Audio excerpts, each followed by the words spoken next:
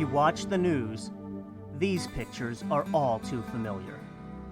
Are college students aware of the genocides which have occurred in modern history and in our time? Are they reading about human rights violations?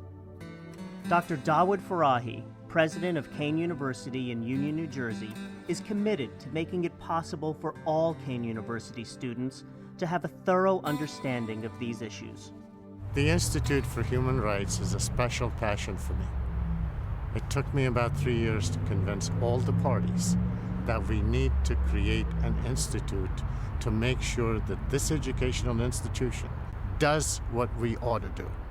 Learn how to live with each other, enjoy the differences, and make sure that we respond to hatred and prejudice in a systematic, scientific, and educated way. That is the purpose of the Institute for Human Rights.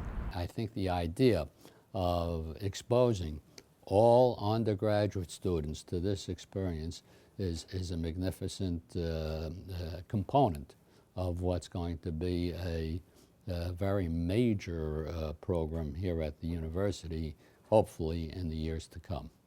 As you look at me, you understand why this needs to be done. Here in America or around the world, we cannot afford not to respond to what is needed. Hatred and prejudice will harm us all. In June of 1941, Hitler overran Stalin. We found ourselves under the German occupation. I was saved by righteous gentles, by a family who risked their life to save mine. These kinds of worldwide calamities, genocides that we've seen many of since 1945, can't exist without hatred. They can't exist without prejudice, so we really need to look at that. Genocide doesn't start out as genocide. It's baby steps, just like anything. At present, a pilot undergraduate program is being taught by Dr. Joseph J. Prail, professor of education and founding director of the Kean University Holocaust Resource Center, and Dr. Dennis Klein, professor of history and director of Jewish studies at Kean University. The initial course that's going to be taught in the Human Rights Institute, and which is presently being piloted, is a synthesis of the subjects that we teach through the Holocaust Resource Center in our two basic courses, Teaching the Holocaust and Teaching Prejudice Reduction. Dr. Klein's students are interested. They want to know about the world they are inheriting. It definitely opened up my eyes, and I actually used this class as a speech in my communications class because it interested me just that much that I felt like other people needed to be aware of what I learned. I really took in a lot from this class.